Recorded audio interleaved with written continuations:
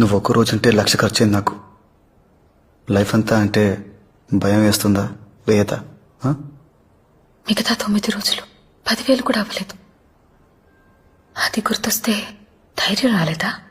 నువ్వు అడిగినవన్నీ నేను ఇవ్వలేకపోవచ్చు. ఇవ్వద్దు. టీవీ ఏసీ అడిగాను, టీవీ ఇచ్చాను.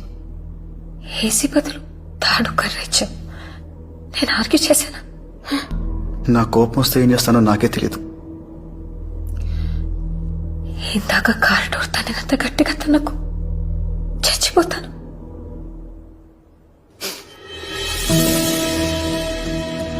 ఆ రోజు స్టేషన్లో వచ్చినట్టు షేక్ హ్యాండ్ వచ్చి వదిలేయావు కదా.